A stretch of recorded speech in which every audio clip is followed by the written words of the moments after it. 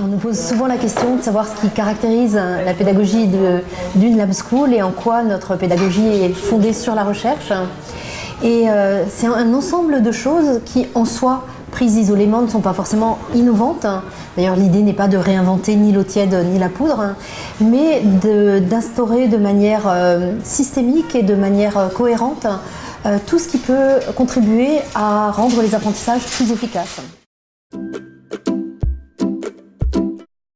Alors, le plan de travail, c'est une feuille de route qu'on établit pour chaque enfant individuellement. Donc, chaque enfant a sa feuille de route propre dans laquelle il y a jour par jour des conseils, des idées, des pistes d'exercices, d'entraînement à réaliser sur toutes les matières vues le matin à l'école, et de projets personnels développés par chaque enfant. L'enfant choisit par quel exercice ou par quel projet il commence, et l'objectif c'est qu'à la fin de la semaine, puisque les plans sont hebdomadaires, ils aient réalisé l'entièreté de leur plan de travail.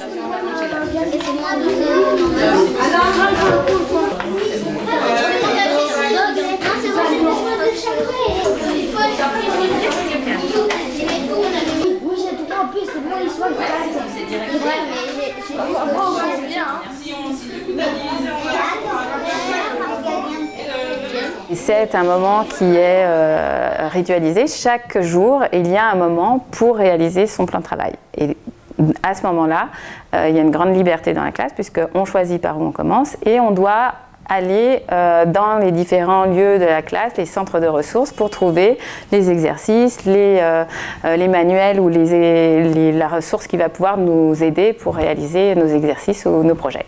Alors, ce qu'on a mis en place, c'est le système des ceintures qui vient de la pédagogie institutionnelle. Donc, les enfants, en fait, savent qu'il y a différentes ceintures par type de matière. Donc, c'est comme des ceintures de judo, sauf qu'elles sont appliquées à la conjugaison, à l'orthographe, à la géométrie. Et les enfants, en fait, s'entraînent pour passer une ceinture qui correspond à un type de compétence.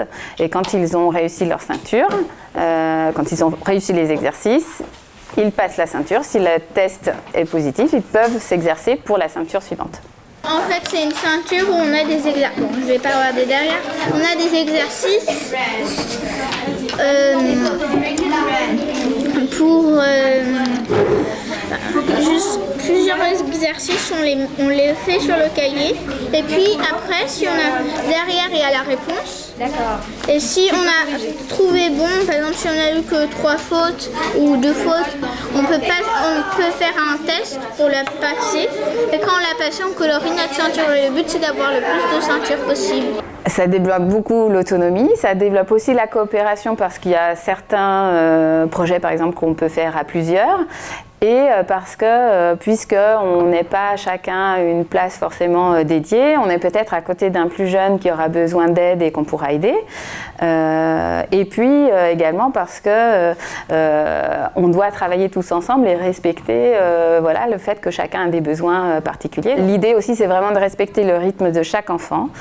Et donc, c'est un temps en fait où les enfants peuvent vraiment répondre à leurs propres besoins, aller à leur rythme et où nous, en tant qu'enseignants, on est vraiment à leur disposition pour travailler avec eux de façon vraiment individuelle et adaptée.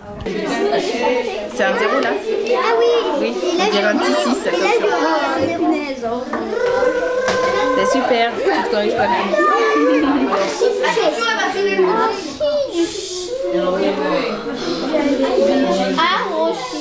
Ça roule là? C'est impeccable. C'était trop facile ça? Non, ça va, ça va.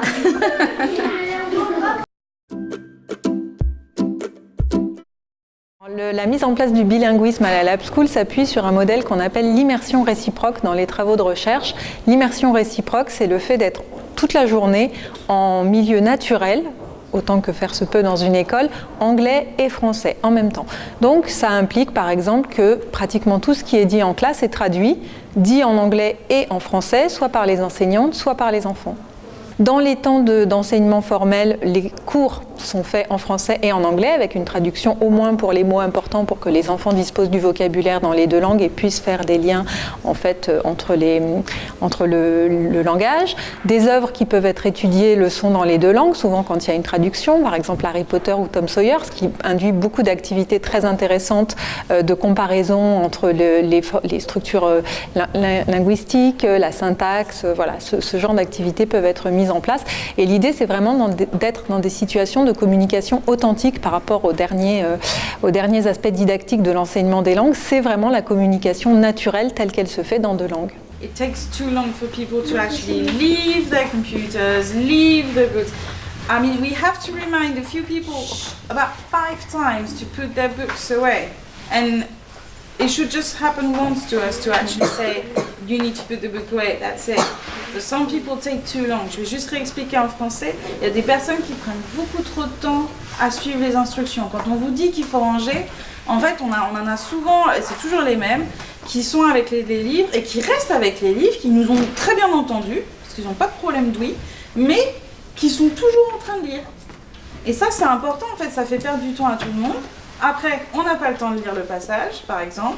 Le bilan, on le fait rapidement parce que du coup, c'est déjà là. Donc c'est important que tout le monde y mette du sien. Il remplissait son bidon, puis laissait le temps à Stanley de boire longuement et le remplissait à nouveau jusqu'au bord. Fortunately, Mr. Pendeski delivered the water more often than Mr. Sayre. Mr. Pendeski was obviously aware of what Mr. Sayre was doing. L'enseignement bilingue ou plurilingue a été assez étudié depuis les années 70 notamment, en particulier dans les régions frontalières, en fait, où les gens parlent naturellement plusieurs langues, ou dans les pays qui disposent de plusieurs langues officielles. Il y a des travaux assez anciens dans les années 70, en Italie notamment, qui montrent en fait l'intérêt de l'apprentissage, de la stimulation par les pairs, c'est-à-dire tout l'intérêt à ce que les enfants se parlent entre eux dans les deux langues, donc ça c'est assez intéressant. Christine Hello aussi, qui est une chercheuse du côté de Strasbourg, évidemment, région frontalière, a fait des travaux vraiment intéressants sur la classe multilingue. Et puis une chercheuse plus récemment, Claudine Broy, qui a aussi repris et fait un certain nombre de synthèses de ces travaux sur lesquels on s'appuie nous pour mettre justement en place cette immersion réciproque, hein, qui est le modèle de la classe, où on parle en français et en anglais toute la journée, enfants et enseignants et intervenants. I was very tired when I woke up. J'étais très fatiguée quand je me suis levée. Deuxième question, qu'est-ce qu'un poilu? Second question, what do we call in French a poilu? Okay. In the battlefield, there were no water to Shake. Yeah, to shake. Normally, the translator was so that the French-speaking people that knew already a bit of English, who were advanced, could practice their English by translating what the teacher said. And I think this school is also really good for them because it will help them to learn, because we speak loads of languages here. So. Ready, steady, go.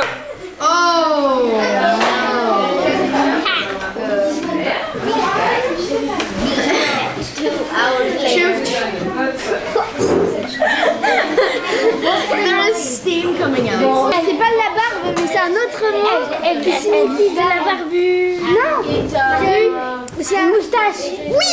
Bravo. Très bien. Non, il peut boire à travers. Mais non. Non, on voit pas quelque chose. Des bonbons. Comment ça se fait? Dans quelle ambiance? Où? Avec de la musique. Zik, oui. Non, elle peut pas dire musique. Quelque chose de classique. Une boum. De la danse. Non, oui. stop. Ouais, de la danse. Ça dit... C'est parti. Oui. Ça miaule. Voilà, c'est bon. Bravo. C'est pas mieux. Ah bah bravo.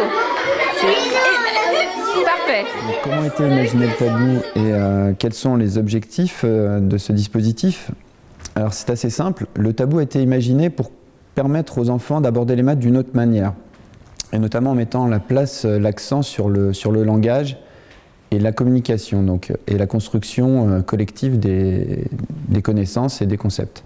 L'idée en fait est de partir des représentations des enfants, donc de leur demander par rapport à un concept quels sont les mots qu'ils trouvent reliés, et d'essayer de faire deviner un concept donc, à la base d'une carte en fait, donc un mot, par exemple le mot rectangle, tout en évitant les mots interdits, les mots tabous donc, qui sont inscrits sur la carte. Alors c'est un jeu assez simple, hein, c'est un jeu qui existe dans le commerce, mais l'idée est que les enfants construisent eux-mêmes ces cartes et donc travaillent en profondeur sur quels sont les concepts reliés au concept de rectangle. So, we're going to have to create a word bank of words related to math. Who could give me an example of word that we could actually connect to the word math? Anna. Une calculette. Une calculette, super. Égide. Compas. Un compas. Ellie. Multiplication. Multiplication. Ludwig. Les opérations. Opération. Les maths, c'est quoi? Eurydice.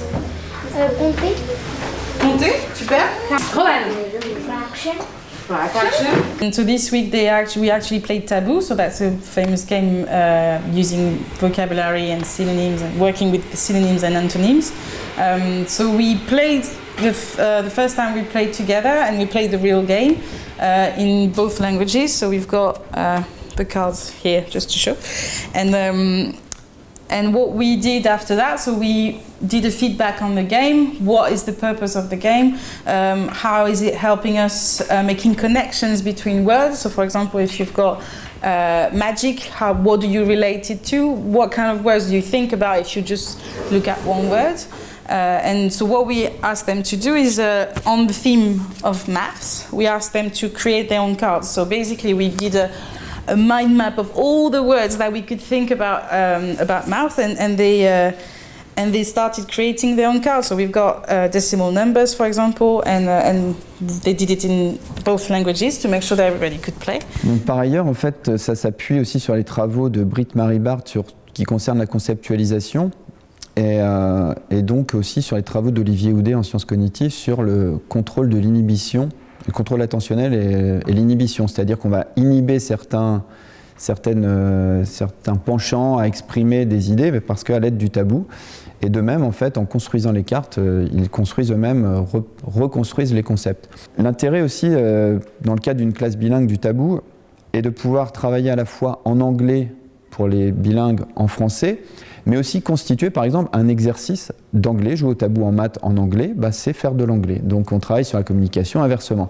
Et donc ça permet pour des élèves qui par exemple sont en délicatesse avec les maths, de travailler les maths autrement, en fait de ne pas faire des maths, mais en réalité d'en faire. En fait, des fois on apprend des choses sans s'en rendre compte. Donc dans les jeux, des fois on y joue, mais on ne voit pas trop qu'on a appris, mais des fois on apprend, ou des fois on n'apprend pas, on répète. Un intérêt très profond, c'est de travailler sur l'empathie. Quelle est la représentation du concept pour l'autre? Par exemple, dans le cas d'une classe multilingue, c'est un élève de CM2 qui essaie de faire deviner un élève de CE2 et est obligé de repenser à qu'est-ce que c'est un élève de CE2. Donc en fait, il est obligé de retravailler en profondeur les concepts. Et là, on retouche aux travaux de Craig et Lockhart sur la profondeur de traitement de l'information. Et donc c'est quelque chose d'assez puissant, puisqu'en fait l'enfant va mobiliser des tas de connaissances, les soft skills aussi, donc ses compétences psychosociales. Donc c'est vraiment une pédagogie qui est complètement propre et intégrée à la Lab School. Donc cette idée de travailler ensemble en classe multiniveau, bilingue, travailler collectivement.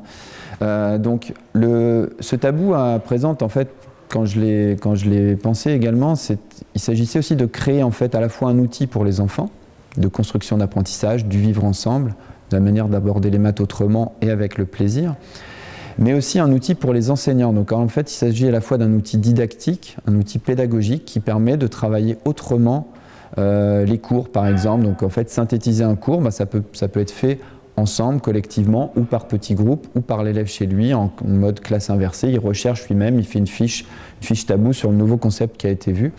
Donc ça permet une multiplicité des postures, et ça c'est essentiel dans l'enseignement des mathématiques. C'est-à-dire que l'enfant il doit être en position de recherche, en position d'activité. Ça peut être un outil, par exemple, quand on va aborder par exemple le triangle isocèle, on se souvient alors quels sont les concepts, on rappelle la carte tabou, les cartes tabou qui ont été créées. Ah, donc le compas, les côtés, ok, et ça peut permettre d'activer des souvenirs, d'activer des connaissances de manière informelle un peu, et par un autre biais. Les divisions, c'est un rapport avec la multiplication.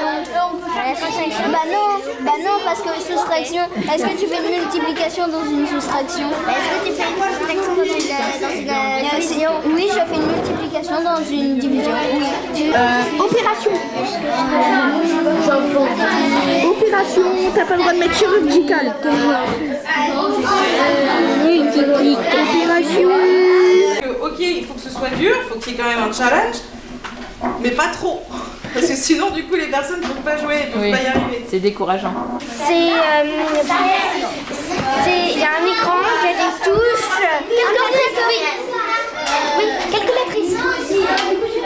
Calculatrice. It just helps them recollecting and actually taking a step back on what they learn.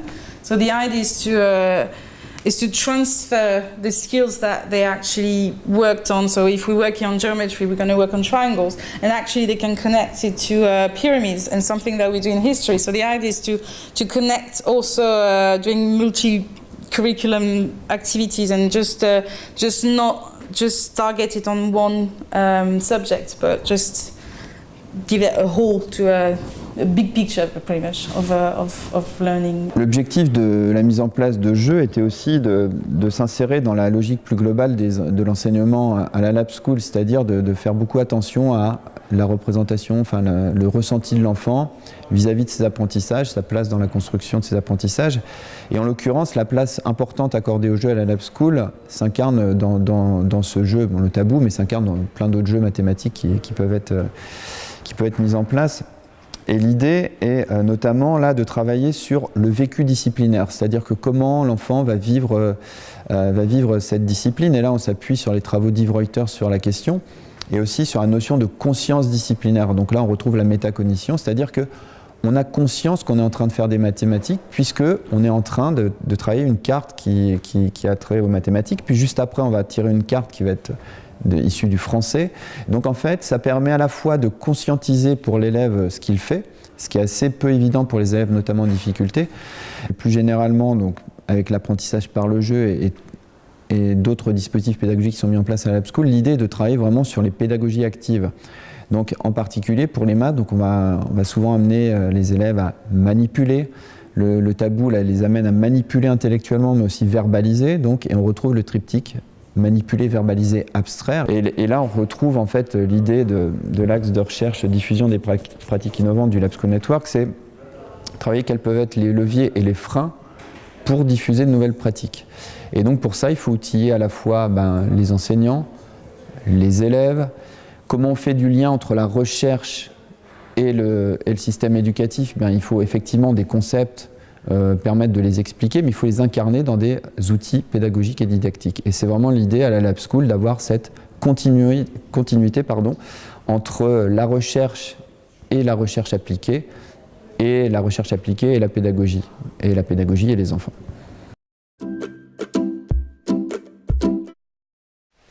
Je déclare le conseil ouvert. We're going to start with proposition. Inès. Et du coup, il y a plein de manteaux. Du coup, c'est pas pratique. Mais s'ils étaient bien faits, les manteaux, ça serait bien. Mais ma deuxième chose, c'est que... j'ai oublié. Ça permet pas de pouvoir bien ranger ses affaires. D'accord ? Donc, c'est pas grave de pas savoir ranger son manteau sur un cintre, mais on peut vous aider à le faire. Donc, venez nous voir si vous ne savez pas bien faire. En fait, le conseil, c'est un endroit où tout le monde est réuni et on peut discuter des problèmes qu'on a eus,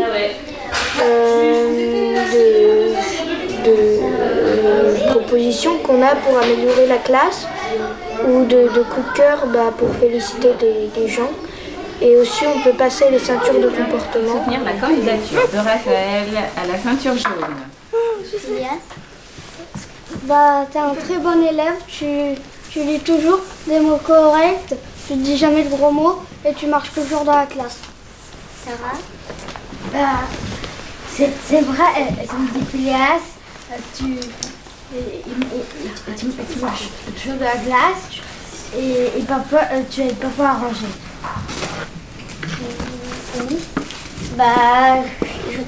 Effectivement, il utilise des mots corrects, il court pas dans la classe, il lève la main pour parler.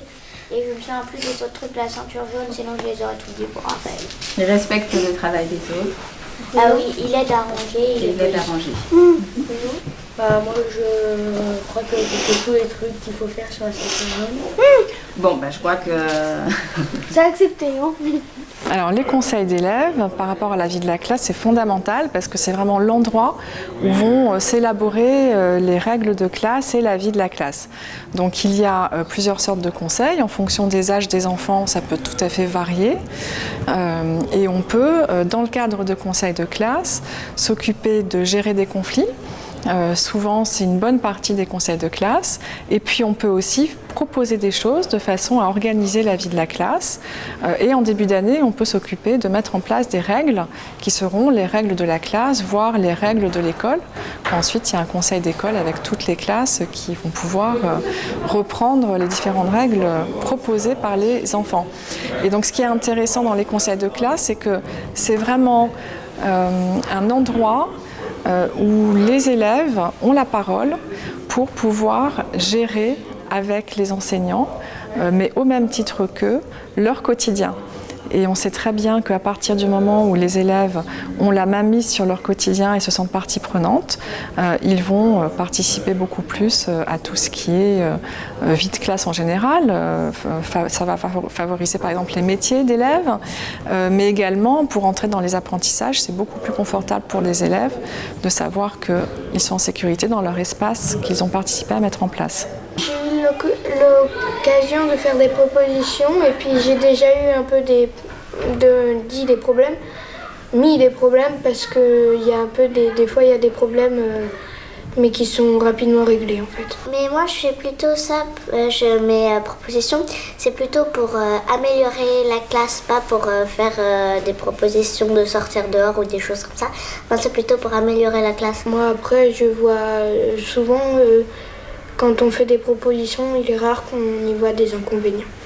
En termes de recherche, Maria Pagoni a travaillé sur les conseils d'élèves, donc c'est une référence à aller voir de plus près. Il y a probablement également toutes les recherches qui ont été faites par l'équipe Théodile de Lille, avec l'école Freinet qui a été mise en place il y a plusieurs années et sur laquelle un ouvrage est sorti à partir des recherches de cette équipe qui notamment met en avant la place et conseils d'élèves dans le cadre scolaire. Déjà la classe elle n'est pas tout le temps comme ça, on peut faire des améliorations, voilà, c'est sympa. Et puis il y a des choses qui peuvent vraiment aider, par exemple mettre une étiquette rouge et vert sur les toilettes, ça peut vraiment aider parce que c'est très très dérangeant d'ouvrir et en fait, ah désolé je savais pas que tu étais là. Et voilà, et en plus on a un groupe, enfin j'aime bien. En plus le conseil ça nous rapproche. Parce que en fait en travaillant ou en jouant dans la cour on a peut-être souvent conscience qu'on a des amis et que on n'a pas trop l'habitude d'aller voir à chaque récré quelqu'un d'autre. Du coup comme le Quoi de Neuf ou le conseil, on est tous ensemble et on peut discuter ensemble, voilà. Alors moi, coup de cœur à Ludwig, les enfants de la classe. Bravo, moi je trouve que c'est une classe très agréable, que vous avancez bien, que vous travaillez bien, que déjà depuis le début de l'année, vous avez fait beaucoup de progrès en autonomie. Il y a encore des choses à mettre en place, mais c'est normal. Et donc ça nous aide, nous, avec Pauline, à mieux organiser la classe pour vous aider encore à progresser et à prendre votre travail en main. Donc, coup de cœur. Thank you. Je trouve juste que le conseil était vraiment une bonne idée des maîtresses, de la part des maîtresses. Ouais, c'est vrai. J'aime bien aussi les coussins pour pas trop avoir mal aux fesses.